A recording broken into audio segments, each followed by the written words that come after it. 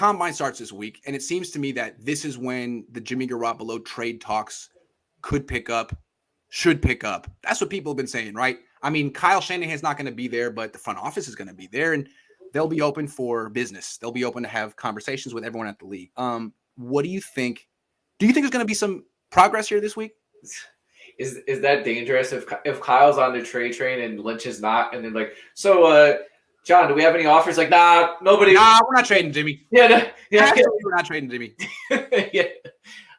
Yeah, I mean, this is when these things normally happen.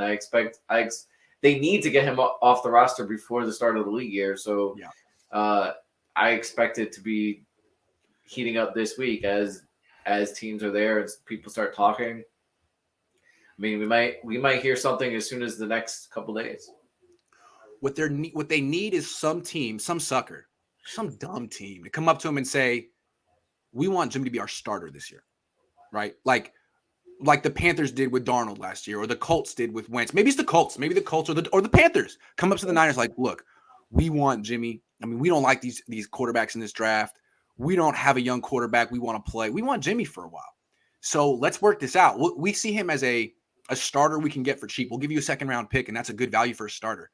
I don't think a team's coming up to the Niners this week and saying we want Jimmy as a. I think what they're going to hear is, we like Jimmy. We like Jimmy. He's not our first choice. So right now, our offer would be maybe a fourth. But depending how things play out the next couple of months, we could revisit this. Because maybe I just don't think any team that needs a quarterback sees him as choice one, maybe choice 2 or 3. So maybe one team is totally left at the altar and they get desperate and they circle back to the Niners in May or June. But I think what they're going to hear at the combine this week is going to be very discouraging. Or maybe they already know what they're going to hear. Yeah. So I think day 3 pick.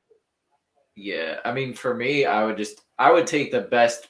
I would wait till the 11th hour of like, let's just say before free agency, like March, before you can start talking to free agents and March 14th, I would wait till 11th hour. Then at that point, I would trade him for the best offer, and whether it's a 4th, 5th round pick, doesn't matter. I just need him off the roster, or if it comes to that, cut him. Like for me, letting him sit there on the roster until June 1, just so you can get a possible 3rd or 2nd round pick, it's not worth it. Like, I'd rather have that money available to sign free agents.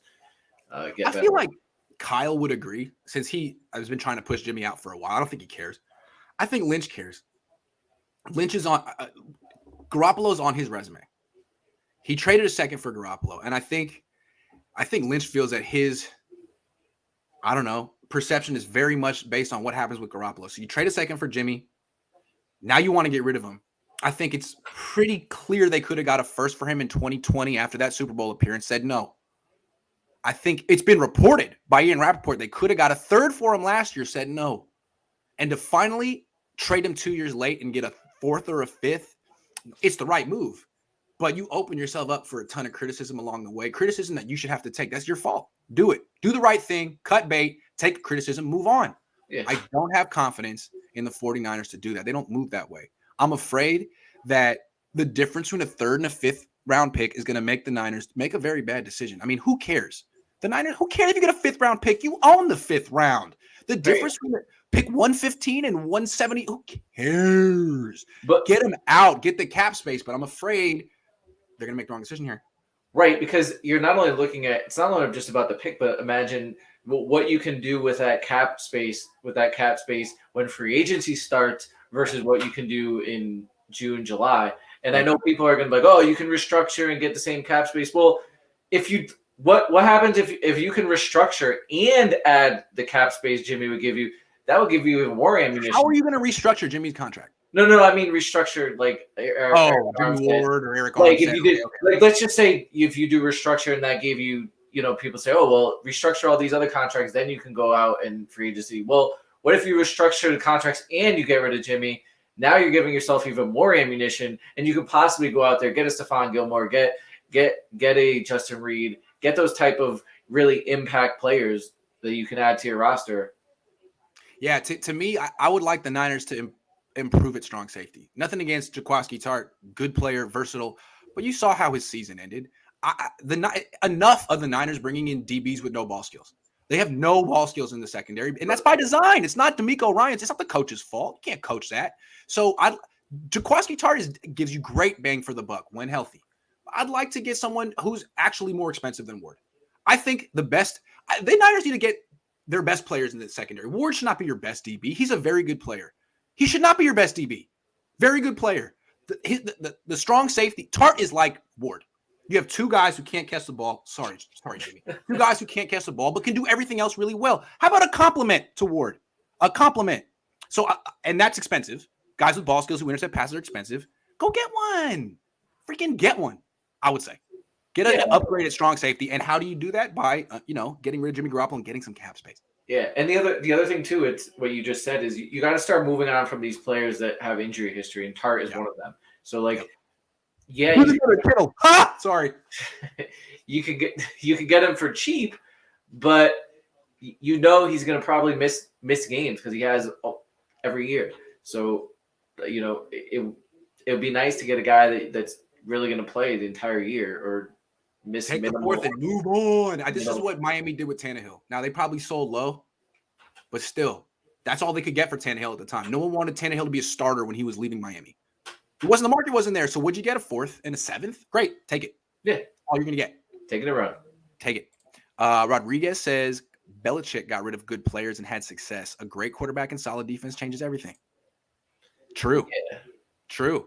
He will cut bait. He will not hold on to these guys too long. PSJ to the Steelers for a third. Pitt wants a bridge. Man, they're going to sign a bridge. You don't trade a third for a bridge. They're going to sign a bridge. It's going to be Trubisky or Winston or Wentz. Yeah, you don't. Plus, they got to draft a quarterback. Yeah, they have to draft a quarterback for the bridge quarterback. I mean, a bridge to what? A bridge to nowhere. A bridge to a young quarterback. You're going to draft. So you're going to spend a third round pick on Jimmy and a second round pick on a quarterback. That's too much. And Tomlin's not under pressure there. Pittsburgh as an organization just generally doesn't move on from coaches like that.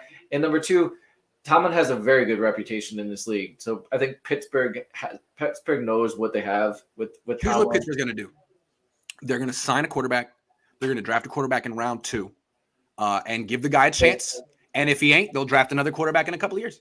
I think they can. I think they could go one. It seems like it's no secret they like Malik. If they like Willis. If Willis is there at 20, sure. I have a feeling Willis might go to the Commanders at 11. So if he or somewhere, I mean, he could go to the Panthers or whatever. He could go a little higher than that. And then after that, would you take Matt Corral at 20? I would. I think Pittsburgh could move up, do something like the Niners did this year. Whatever it is, if you love a guy, if they love a guy, I think they can move up. I don't think they love a guy. It seems like everyone's telling you this year, like, don't fall in love with these quarterbacks, right? They're good, but there's no franchise quarterback. Is that what I'm hearing? That's pretty much what I'm hearing. No franchise quarterbacks here. Don't fall in love. Don't be stupid. I'm just saying. Pittsburgh's smart. We'll see what happens. We'll see. I don't know what that face was.